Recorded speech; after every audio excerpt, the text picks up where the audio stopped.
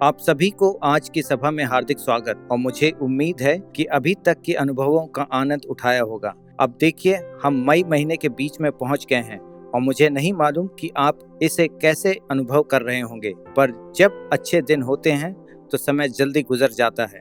आज जो वचन हम आप लोगों के साथ बांटना चाहते हैं उसे आप इफिसियों के नाम पौलुस प्रेरित की पत्री 4 अध्याय उसका 15वां और 16वां पद पर पाएंगे। और जब तक आप इसे निकाल रहे हो, मैं उन सभी लोगों का हार्दिक स्वागत करता हूं जो दुनिया के कई राज्यों से हमें देख रहे हैं, चाहे आप हमें पहली बार देख रहे हो या फिर आप हमारे परिवार के हिस्सा हो। आइए इफिसियों 4 उसका 15 और 16वां पद पढ़ें। परंतु सच को प्रेम पूर्वक व्यक्त करते हुए हर एक पक्ष में हमारी उन्नति उनमें होती जाए जो प्रधान है, अर्थात मसीह, जिनके द्वारा सारा शरीर जोड़ों द्वारा कटकर और एक साथ मिलकर प्रेम में विकसित होता जाता है, क्योंकि हर एक अंग अपना तय किया गया काम ठीक ठाक करता जाता है। मुझे याद है मार्च के महीने के बीच में मैं अपने आप में बहुत थकाव महसूस कर रहा था, और जैसे जैसे हमारी कलीसिया का विकास और विस्तार हो रहा था, हम अपने आने वाले कार्यक्रमों और यात्राओं को देख रहे थे। मुझे याद है कि न सिर्फ थकान बल्कि बुरी तरह थकाव महसूस कर रहा था, और जब मैं इसे और गहराई से देखा तो पता चला कि यह एक अत्यधिक थकान मेरे शरीर और मानसिक परिणाम स्वरूप है। शायद यह एक बीमारी का रूप हो सकता है, पर मैं अपने विषय में कह सकता हूँ कि मुझे वास्तव में थकावट हो रही थी। और आप सब जानते हैं, आमतौर पर इस थकावट का इलाज केवल आराम करना है। तो इस संगरोध के समय में या फिर आने जाने के रोग पर मुझे जब आराम करने का वक्त मिला तो मुझे बहुत अच्छा लग रहा था। पर यह कोई बड़ी समस्या नहीं थी, क्योंकि हमारे कई मामलों में जब इस प्रकार का माहौल या मौसम लंबा खिंच जाता है तो यह थकावट हमारे शारीरिक पतन की ओर बढ़ने लगता है, या फिर कहें शरीर को खाली करने लगता है। शोष या फिर क्षय की परिभाषा अगर हम देखें तो वहाँ यह कहता है कि हमारे शरीर के अंग जब कमजोर होने लगते हैं या फिर हमारी शारीरिक स्थिति बिगड़ने लगती है। एक दूसरे परिभाषा में देखते हैं, वहाँ पे यह कहता है कि हमारे शरीर के कुछ अंग का सही उपयोग न करने से धीरे धीरे प्रभावशालीता या फिर कमजोर होने लगता है। एक अर्थ में हमारी मांसपेशियां हमारे शरीर में कोई उपयोग ही नहीं है। मुझे याद है जब मेरे दाहिने घुटने का ऑपरेशन हुआ तो उन्होंने कहा कि आपके पांव कमजोर होने का खतरा है। मुझे उसका मतलब नहीं समझ में आया, पर वास्तव में यह था कि उसे फिर से उपयोग में लाना, नहीं तो उपयोग में लाने वाला अंग बेकार हो जाएगा। पर वास्तविकता यह है कि न केवल शारीरिक कमजोरी हो सकती है, पर मानसिक कमजोरी भी हो सकता है। इसलिए हमें अपना दिमाग को व्यस्त रखना चाहिए।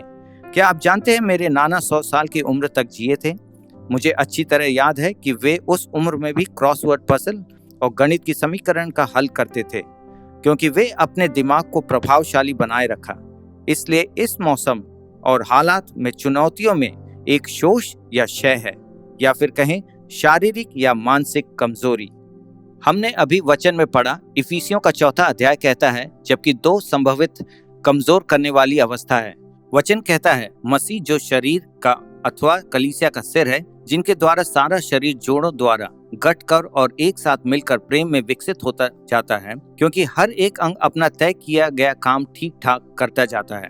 एक और जगह में जहां हमें कमजोरी प्रभावित करती है वह है हमारे संबंधों में। जैसे एक गंभीर व्यक्ति को यह लॉकडाउन या अकेलापन बहुत पसंद होता है, या फिर एकांतता पसंद करने वाले को भी यह माहौल अच्छा लगेगा। पर क्या आपको पता है, जब हम लोगों से बात किए तो उनके बातों से यह समझ आता है कि कब तक यह हालात कब बदलेगी। कई देशों में अलग तरह का माहौल है, पर रिश्तेदारी रखना एक अलग दृश्य है। जब हमें संबंध सुधारना था तब हम उन मांसपेशियों की तरह हो गए जिन्हें कभी उपयोग में नहीं लाया। कभी कभी हम बड़े बेसब्री से लोगों से मिलना चाहते हैं, पर जब लोगों के साथ कुछ वक्त बिताते हैं तो वहां से जल्दी निकलने की कोशिश करते हैं। इसी तरह इफिसियों का 4 अध्याय कहता है हमें कैसे काम करना चाहिए। जैसे हम शरीर के कई अंग हैं, पर हमें अपना काम करना चाहिए।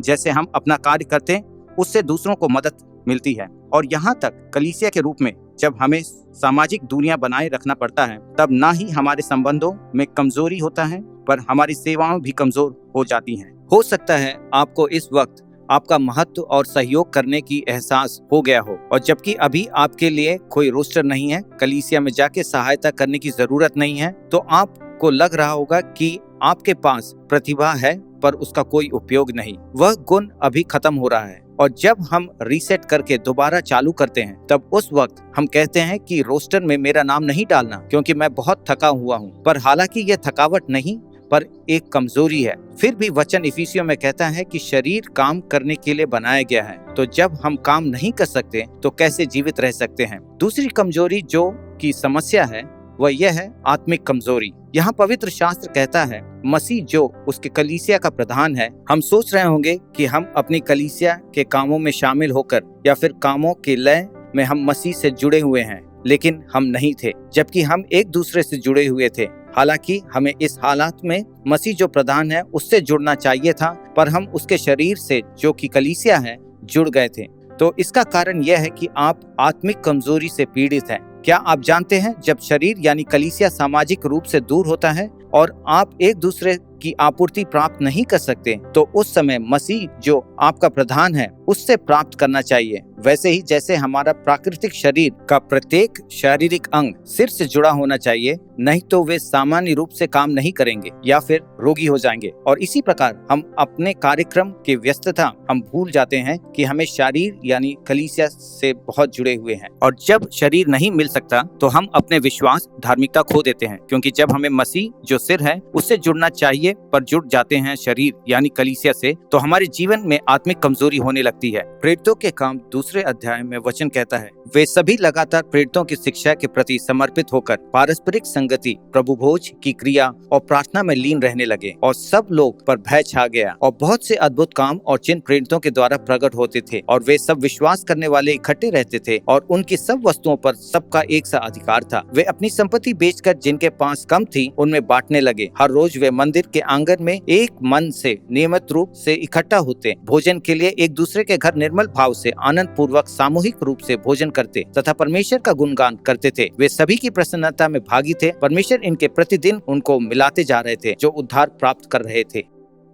जब कलीसिया पूर्ण रूप से स्वस्थ होती है तो उसके संपूर्ण रूप से धार्मिक जागृति के 3 स्तर होता है। वहाँ एक मंदिर जहाँ हर रोज वे नियमित रूप से इकट्ठा होते थे, पर हम सप्ताह में एक बार या फिर 2 सप्ताह में एक बार, पर वे रोज मंदिर में और हर रोज एक दूसरे के घर में। तो पहला स्तर मंदिर में मिलना, दूसरा स्तर एक घर से दूसरे घर में या समूह या छोटे समूह में, फिर तीसरा स्तर मैं हमेशा सोचता था बस यह 2 स्तर है। हम जानते हैं कई शहरों में मंदिरों में मिलना बंद कर दिया है, घरों पर मिलने पर भी रोक लगा दी गई है, पर वास्तव की बात जो है मैं भूल रहा था वह दूसरे पद में था। वचन कहता है उन सब लोगों पर भय छा गया, व्यक्तिगत रूप से आ गया। तो तीसरा स्तर हर एक आत्माओं के लिए। तो पवित्र शास्त्र कहता है कि धार्मिक जागृति और कलीसिया के संपूर्णता के लिए कलीसिया में इकट्ठा होना और घर घर में मिलना जरूरी है। तो जब हम इस प्रकार अभी नहीं मिल सकते, पर यहोवा का भय हर व्यक्ति पर होना चाहिए। वचन यह नहीं कहता कि परमेश्वर का भय समूहों पर छा गया या फिर हर शहरों के ऊपर, पर वचन कहता है कि सब लोगों पर भय छा गया। मैं इस वक्त आपको प्रोत्साहित करना चाहता हूँ, हालांकि मंदिरों में मिलना और घरों में मिलने पर रोक लगा दी गई है, पर यहोवा का भय फिर भी हमारे आत्मा में आ सकता है और मसीह से पोषण आहार प्राप्त कर सकते हैं जो हमारे प्रधान हैं। हमें आत्मिक कमजोरी ना होए, इसलिए शायद परमेश्वर हमारी कुछ चीजों को वापस ले रहा है। हम सोच सकते हैं कि हमारा संबंध सिर के साथ है, जबकि हमारे संबंध शरीर के साथ था।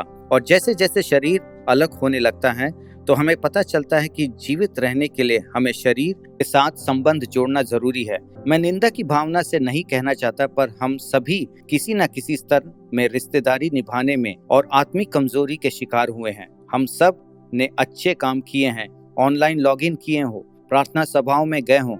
शायद आप एक विश्वासी नहीं, पर आपके साथ यह ऑनलाइन लिंक बांटा जा रहा है और हमारे साथ आप जुड़ गए हो। हमारे साथ जुड़ने के लिए धन्यवाद। मैं आपको प्रोत्साहित करना चाहता हूँ, एक जीवन है जो आपको जीना है, जो केवल एक दूसरे से नहीं पर मसीह से प्राप्त होता है। और फिर भी केवल मसीह से ही नहीं बल्कि एक दूसरे के साथ, क्योंकि शरीर के प्रत्येक सदस्य एक दूसरे की कमी को पूरा करेंगे। यहाँ पर असली सवाल है कि इस कमजोरी को कैसे ठीक करें। अगर आप काफी देर बैठने के बाद जब उठते हैं तो हमें महसूस होता है कि हमारे पांव सुन्न हो गए हैं और हाथ भी सुन्न हो गई हैं, तो क्या हमें इसे मारेंगे? नहीं, हम इस प्रकार यह कमजोरी दूर नहीं कर सकते। हालांकि मैं एक चिकित्सक नहीं हूँ, पर यहाँ लिखा है कि शारीरिक कमजोरी मांसपेशी के कम उपयोग के कारण होता है। इस प्रकार की कमजोरी से हम अक्सर वापस आ सकते हैं। एक अच्छे व्यायाम और पौष्टिक खाना खाने से हम इससे उभर कर आ सकते हैं। देखिए, हम यहाँ शारीरिक कमजोरी के बारे बात कर रहे थे। हालांकि हम यहाँ शारीरिक रूप से प्रयोग कर रहे हैं, तो फिर संबंधों से जुड़ी कमजोरी कैसे दूर करें? चलिए कुछ अभ्यास कर लेते हैं। जैसे अपनी परिस्थिति में आप जूम कॉल या फेस टाइम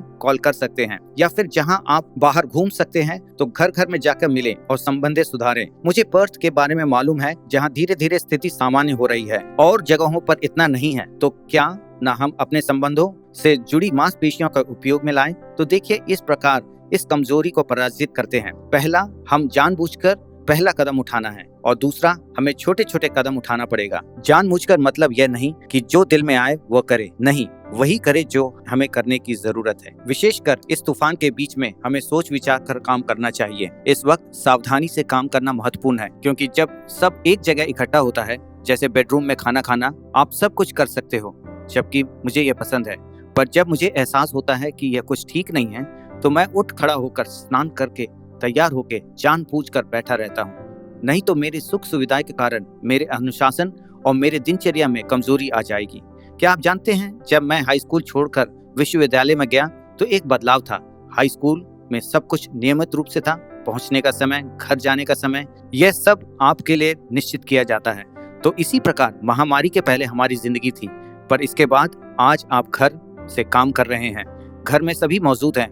हो सकता है कि आप अपने बच्चों को पढ़ा रहे हैं। अचानक एक धुंधलापन महसूस करने लगते हैं। पर जब मैं विश्वविद्यालय में गया, काफी अच्छा महसूस कर रहा था, क्योंकि किसी चीज की पाबंदी नहीं थी। कोई भी आपको देख नहीं रहा था। जब मर्जी आओ, जब मर्जी चले जाओ। पर हम सबको पता है कि अगर हम जानबूझकर एक दिनचर्या नहीं बनाएंगे तो परीक्षा में फेल हो जाएंगे, क्योंकि यह एक थकावट नहीं पर एक कमजोरी, क्योंकि हम एक स्थिर, बेकार और खाली बैठे हुए हैं। मैं कुछ ऐसे व्यक्तियों को जानता हूं जिन्हें कुछ करने की चाहत है। उसमें से एक है पास्टर मैट फील्डर। उन्हें व्यायामशाला में जाने से कोई नहीं रोक सकता। ऐसा करना कुत्ते के मुंह से हड्डी छीनने के बराबर है। वह जाके व्यायाम करने लगा। उसका मतलब वह जानबूझकर कुछ अच्छा काम कर रहा है। मैं आपको प्रोत्साहित करना चाहता हूं, जो भी आपकी सीमाएं हैं, उस चीज को मत देखो जो आप नहीं कर सकते, पर उस चीज को देखो जिसे आप कर सकते हैं। दूसरी बात यह है कि छोटे छोटे कदम उठाओ। एक ही बार में सारा खाना घुटकने की कोशिश मत करना। याद रहे, वही करो जो आपसे हो सकता है, चाहे वह संबंध सुधारने में क्यों ना हो। एक ही दिन में सभी के घर मत जाओ, पर एक एक करके उनके घर जाओ। मैंने कई बार उपवास रखा है, पर जब उपवास तोड़ता हूँ तो एक लापरवाह की तरह खाता हूँ, जबकि जानबूझकर छोटे छोटे कदम उठाना चाहिए। क्या आपको मालूम है, जब आप उस चीज पर निगाह लगाते हो जो आप नहीं कर सकते, तब आप नीचे गिरने लगते हो और फिर निराश भी हो जाओगे। पर अगर उन कामों को जो आप कर सकते हो उन पर नजर रखोगे तो गजब हो जाएगा। मुझे इस वक्त पौलुस और सीलास के बारे में याद आ रहा है, जो कि प्रेरितों के काम उसके 16वां अध्याय में है। वे कई चीज नहीं कर सकते थे क्योंकि वे बंदी गृह में थे। उनके हाथ पांव सभी बंधे हुए थे, पर उनका मुंह बंद नहीं था। तो सोचिए, उन्होंने अपना मुंह चालू किया, और वचन कहता है कि जब मध्य रात में वह भजन गाने लगे तो अपना हाथ नहीं उठा पा रहे थे और ना ही नाच सकते थे, पर वे भजन गाने लगे। हमें बाकी की कहानी मालूम है। उनकी स्तुति आराधना ने बंदी गृह को हिला दिया। जंजीरें टूट गईं, जेलर उद्धार पाया। यह सब क्यों हुआ? क्योंकि उन्होंने वह हिलाया जिसे वे हिला सकते थे। शायद इस वक्त शैतान आपको आपके कई मामले में बंदी बनाकर रखा होगा। वह चीज खोजिए जिसे उसने बंदी नहीं बनाया, और फिर छोटे छोटे कदम लीजिए। मैं अपने पासवानों के साथ नियमित रूप से संपर्क में हूँ। हर वक्त उन लोगों से अभी तक का विवरण पूछता हूँ। जैसे अगर आप पर्थ में हो तो इस वक्त प्रभु का धन्यवाद दो, क्योंकि कल से आप 20 लोग से साथ सामूहिक रूप से मिल सकते हो। है ना गजब की बात? पर ऐसा नहीं है केएल में। वहाँ छोटे कदम उठाए जा रहे हैं, गिनती के व्यवसाय खुल रहे हैं। हरिराया का जून 9 में पुनः निरीक्षण किया जाएगा। सरकार छोटे कदम उठा रही है। सिंगापुर में सभाएं पर प्रतिबंध है। 31 मई को पुनः निरीक्षण किया जाएगा। कंबोडिया में 10 लोग के साथ मिल सकते हैं। मुझे पता चला काम चालू हो गया है, पर स्कूल अभी भी बंद है। बोत्सवाना में 25 लोग मिल सकते हैं। शादी और अंतिम संस्कार में 10 लोग के साथ किया जा सकता है और फिर से उसे 22 मई को पुनः निरीक्षण किया जाएगा। दुबई में 10 लोग मिल सकते हैं, पर एक ही परिवार के, और वे भी रात 10 बजे के पहले। लंदन तो पूरी तरह बंद है। ये अच्छी बात है, परिवार के साथ आप पार्क जा सकते हैं क्योंकि प्रतिबंध हटा दिया गया है। परमेश्वर आप सबको आशीषित करे। इंडोनेशिया लॉकडाउन की स्थिति में है। बाली में 10 लोग मिल सकते हैं। सुरबाया में नहीं हो सकता। जाम्बिया में मिल सकते हैं, पर यह बदल जाएगा। श्रीलंका सभाएं नहीं हो सकती, पर कुछ काम चालू है। यह मेरे कहने का तरीका है। सब अलग परिस्थिति में हैं और छोटे कदम उठा सकते हैं, पर आप लोग यह कर सकते हो। उस तरफ मत देखो जिसे करने के लिए मना किया गया है। उस तरफ देखो जो आप कर सकते हो। परमेश्वर उसका आदर करेगा। एक चीज से मैं बहुत खुश हूँ कि पर्थ में हम आपस में मिल सकते हैं, तो हमने सोचा कि इस हफ्ते के कनेक्ट ग्रुप में शामिल होंगे। अगर आप दूसरे राज्यों में हैं तो ऑनलाइन जूम ही एक तरीका है, पर पर्थ में हम घरों में मिलने जा रहे हैं। पर अभी भी कुछ लोग सोच रहे हैं कि क्या हम जाएं। मुझे यह सिंगापुर के एक पासवान पास्टर यूनी से मिला, जो कि एक न्यूरो फिजियो थे। हमें नहीं मालूम वह क्या है, पर इतना मालूम है कि वह महत्वपूर्ण है। उन्होंने यह कहा, जब हमें स्ट्रोक के मरीज आते हैं जो एक तरफ लकवा से पीड़ित हैं, हम उठाते बैठाते जो कुछ भी हमसे हो सकता है हम करते हैं, पर कई लोग कहते हैं हम कुछ क्षण और देख लें। जितनी देर तक आप रुकोगे उतनी कमजोरी उस शरीर पर होगा। हम कहेंगे एक दिन मैं बाइबल पढ़ना शुरू करूंगा, मैं 2021 में पढ़ना शुरू करूंगा। नहीं, कल ही चालू करो। जितनी जल्दी चालू कर सकते हो उसे चालू करो। आगे वे कहती हैं, हालांकि उस व्यक्ति के सारे अंग काम करना बंद कर दिए हैं, फिर भी अगर कोई और उसे उठाए या बैठाए, चिकित्सा करे, तो शायद वह वापस होश में आ जाता है। सामाजिक दूरी के बावजूद अपने पड़ोसी से कहो, जागो, क्योंकि शरीर जग के उस मांसपेशियों को सिग्नल भेजता है और शुरू करता है, और जो उन मरे हुए दशा में थे उनमें जीवन आ जाएगा। यहाँ पर यह निष्कर्ष निकलता है, जितनी जल्दी हम उसे देखते हैं उतनी ही जल्दी उस बीमारी का समाधान मिलेगा। इसलिए मैं पर्थ में खुश हूँ। वे खोल रहे हैं, पर लापरवाह नहीं, क्योंकि सब कुछ सोच समझ कर रहे हैं। तो पर्थ वालों के लिए खुश खबर यह है कि अगर आप बीमार हैं या फिर नहीं आ सकते, हमारे पास ऑनलाइन कनेक्ट की सुविधा है जिसके द्वारा आप हमारे साथ जुड़ सकते हैं। पर मैं प्रोत्साहित करूंगा, जो आप कर सकते हैं उसे आप करें।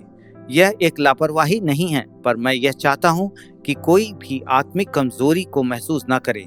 चाहे कितना भी बुरा लॉकडाउन हो, आत्मिक कमजोरी के लिए कोई बहाना नहीं है, क्योंकि आपकी आत्मा यहोवा से मिलती है और भय सब लोगों पर आ गया, ना ही मंदिर ना ही घर पर, हर एक आत्मा। तो यहाँ पर आखिरी संदेश, अगर आप अपना काम अच्छे तरीके से नहीं करोगे तो याद रहे, दूसरा व्यक्ति तैयार है जो उनके पास आने में लाभदायक है। यहाँ पर हम मानसिक या फिर सहायता के बात नहीं कर रहे हैं, वह एक तरह से मदद था।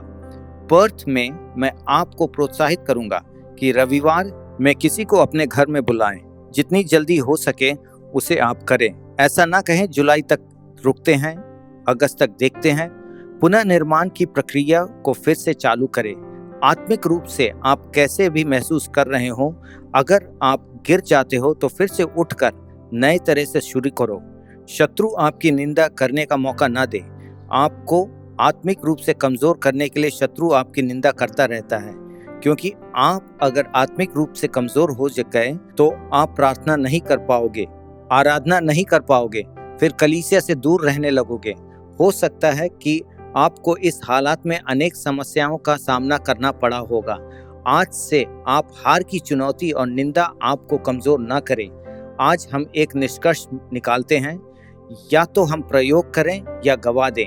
हो सकता है कि आपके जीवन में कुछ ऐसे क्षेत्र हैं जिसमें आप कमजोर हो गए हैं। शायद भय के कारण आपका विश्वास शांत हो गया हो और आप अपने विश्वास की मांसपेशियों को उपयोग करने भूल गए हों। मुझे यह महसूस हो रहा है कि यहाँ ऐसा व्यक्ति है जो अपने मन में कमजोर हो रहा है। मतलब आप सोचने, देखने और सपना देखना सब छोड़ दिए हैं, और जब आप कल्पना करना छोड़ देते हो तो वह नुकसान होने लगता है, चाहे वह आत्मिक हो या संबंधों से संबंधित कमजोरी हो। आज हम एक विश्वास का कदम रखने जा रहे हैं। आप ऑनलाइन मांसपेशियों को चलाएं, और जैसे जैसे हम इसे चलाते हैं तो अगले 2, 4, 6, 8 हफ्तों में परमेश्वर के अनुग्रह से हर राज्य में अगर इच्छा अनुसार छोटे कदम उठाएंगे, अपनी जगह में छुपे ना रहें, पौल और सीलास की तरह जागृति पैदा करें, उसी तरह आप भी अपने अंगों को हिला सकते हैं।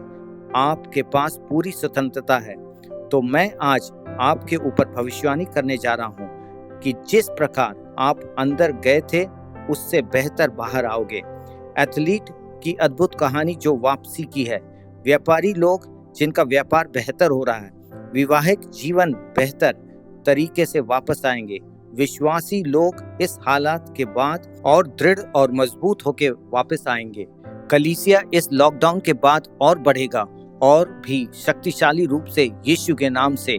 तो हम न केवल मंदिर या कलीसिया में, पर हर घर घर में और व्यक्तिगत रूप से अपने हर एक मांसपेशियों को हिलाएंगे ताकि हम एक दूसरों का सहारा बन सकें। आप कुछ ऐसी परिस्थिति में हैं कि आप किसी के पास नहीं जा सकते। घबराइए मत। आपके पासवान से जुड़े या फिर जो भी आपके नजदीक है उसके पास जाएं। मैं आप लोगों के लिए प्रार्थना करना चाहता हूं। देखिए, मैं काफी देर से बैठा था। अब कुछ क्षण मैं खड़ा होकर प्रभु की आराधना करने जा रहा हूं। हम प्रार्थना करने जा रहे हैं कि परमेश्वर आपको जगाए और अपने आप जागे और जीवन आपके हर अंग से बदलने लगे, न केवल शारीरिक पर मानसिक, पर विशेष रूप से संबंधों के सुधार और आत्मिक रूप से यीशु के नाम से। चलिए प्रार्थना करें। अगर आप से यह हो सकता है तो अपने बिस्तर से बाहर निकलें। तो क्यों ना आप उस अंग को हिलाते हैं। जब मेरे घुटनों का ऑपरेशन हुआ था तो वह चिकित्सक आके कहा, चलो हिलाने का वक्त आ गया है। उसे कोई परवाह नहीं थी, चाहे मुझे अच्छा लगे या ना लगे। मैं भरोसा दिलाता हूँ, जब आप हिलाना चालू करोगे तो आपको अच्छा लगेगा। किसी हालत में भी हो, आप खड़े होने की कोशिश करें। हम आपके लिए प्रार्थना करने जा रहे हैं। पिता परमेश्वर, हम आपका धन्यवाद देते हैं। उन छोटे कदमों का मतलब यह कि हम सही रास्ते पर चल रहे हैं। पिता परमेश्वर, यीशु के नाम से हम आज मांगते हैं कि हर मांसपेशियों, हर सेल पर तेरा पवित्र लहू बहे। हम हर कमजोरी के खिलाफ यीशु के नाम से आते हैं, जो वैवाहिक, स्वास्थ्य, घरों, मानसिक क्षेत्र, आर्थिक रूप से हमारे खिलाफ है। हम धन्यवाद देते हैं प्रभु कि आप आज उससे जलाएं और पुनः प्रचलित करें। हम आपके उस आत्मा को धन्यवाद देते हैं जिसके द्वारा यीशु मसीह मरे हुओं में से जी उठे। पवित्र आत्मा हर नश्वर शरीर, मानसिकता, भावनात्मक संबंधों से जुड़े लोगों पर अपनी आत्मिक जान डाल। खुदा, अपने शरीर यानी कलीसिया को जल्दी तैयार कर हमें विश्वास का कदम उठाने की सहायता कर। जिस प्रकार पौल और सीलास, हम भी अपने सीमाओं पर नहीं रुकेंगे, क्योंकि हम जिन बंदीगृह में हैं उसमें हम आत्मिक जागृति देखेंगे। हम धन्यवाद देते हैं उस अलौकिक प्रकोप के लिए। हम धन्यवाद देते हैं पिता, जैसे हम आराधना करते हैं हमारी नाड़ी प्रवाहित हो। हम धन्यवाद देते हैं तेरा लहू हर अंगों में बहने लगे। जैसे हम तेरी आराधना करते हैं सारी मेलजोल टूट जाए। हम उन छोटे छोटे कदमों के लिए तेरा धन्यवाद करते हैं कि हम स्वास्थ्य पूर्वक इस हालात से बाहर आएं। यीशु मसीह के नाम से, आमीन।